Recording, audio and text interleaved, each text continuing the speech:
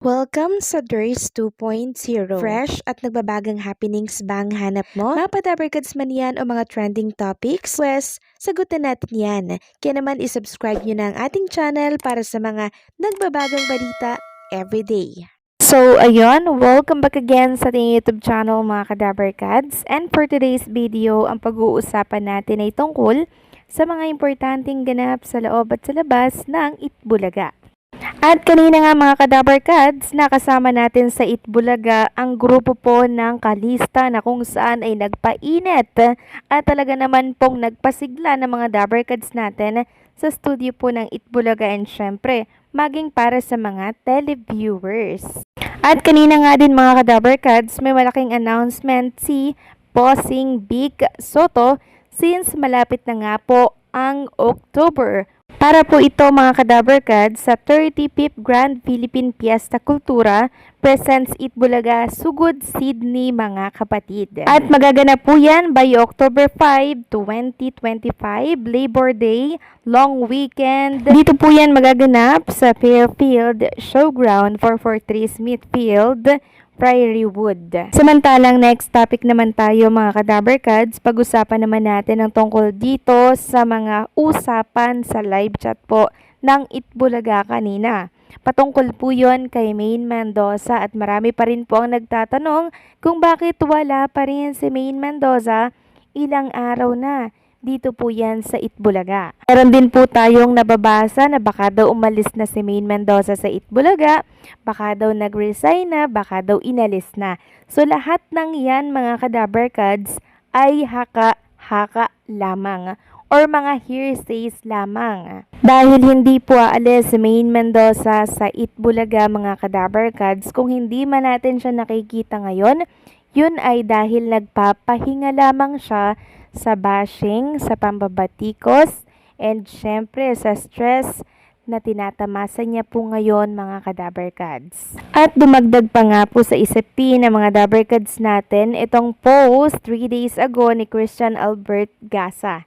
Sabi dito sa pa-blind item, breaking news, rich celebrity na asawa ng isang politiko na mahilig kumuha ng mga high-end walker, pagod na at gusto nang makipaghiwalay. Just in, Alden Richards mas nag-e-enjoy daw kapag lalaki ang kainuman. Tapos may isang netizen po ang nag-share nito, "It's that you, Maine Mendoza?" Question mark. So hindi lang naman po si Maine Mendoza mga kadabarkads ang celebrity na mayaman na ang asawa po ay politiko. Kasi alam naman natin mga kadabarkads kung gaano po kamahal ni Maine Mendoza etong si Mr. Arjo Atayde. Nakita naman natin, 'di ba, yung frustration niya, yung stress niya nung nadawit po yung kanyang asawa sa malaking issue tapos isasabay pa itong hiwalayan issue. 'Di ba pag-asawa mga kadabarkads, yun yung tutulong sa sa hirap at sa ginhawa. Hindi kanya naiiwan kahit na sa napakahirap na sitwasyon. Kaya tingin ko hindi si Maine Mendoza ang tinutukoy sa pa-blind item ni Christian Albert Gasa. Samantalang next topic naman tayo mga kadabarkads, pag-usapan natin ang tungkol dito sa pambabastos po kay Tito Soto ng ilang malalaking page dito po sa Facebook. Andyan ang ginawan po si Tito Soto ng ribulto kahit AI lamang ito. Andyan at tilagay po ang mukha ni Tito Soto sa piso na may naka-pikit-pikit po na mata. Simula po nang nanalo si Tito Soto sa pagkasenador mga kadabarkads, nadadawit na rin po ang Itbulaga at mga dabarkads sa usapin po na pangpolitika. At kahapon nga mga kadabarkads, naglabas po ng statement si Tito Soto. Sabi niya dito, Soto attends Independent Commission meeting to discuss budget procedures. Senate President Vicente Tito Soto III attended the meeting of the Independent Commission on Infrastructure today to testify under oath and shed light on the Senate procedure regarding the national budget and the process by which insertions are made. Soto emphasized the importance of transparency in government spending and reiterated the Senate responsibility to ensure accountability in the allocation of funds. Hopefully, mapanagot po ang dapat managot, makulong ang dapat makulong sa mga magnanakaw po ng pera, kaban ng taong bayan. Samantalang usapang mga clones naman tayo mga Kadaver Cats. So ito pong si Matt Monroe o Roel Carino and Dulce or Rochelle Santos, meron pong magiging event. So guest po sila, special guest po sila sa gabi ng musika para po yan sa Barangay Sala Fiesta 2025 together with singers in different networks mga Kadaver Cats. Sa October 5 po yan, 2025, 7 p.m.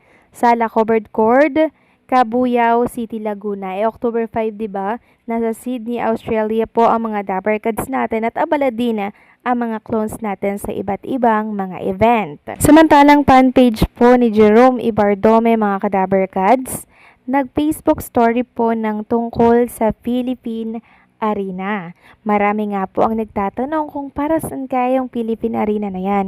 So possible na nag-iisip po sila mga Kadaver Cats ng next concert at ang possible na venue ay sa Philippine Arena na kung saan ay mas malaki mga Kadaver Cats at pwedeng ma-accommodate ang maraming Dabber Cats na malalayong lugar pa.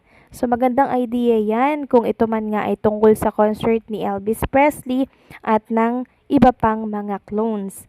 Kasi for sure, mag-e-enjoy ang lahat ng Dabber Cats natin mula sa iba't ibang mga lugar. So sana ma-push through ang tungkol sa iniisip, binabalak sa Philippine Arena with the clones. Next topic naman, meron ako nabasa tungkol kay Jerome Ibardome na what if Jerome will meet the 19-year-old Elvis Presley. So cool. Ito po mga Kadaver Cats yung picture.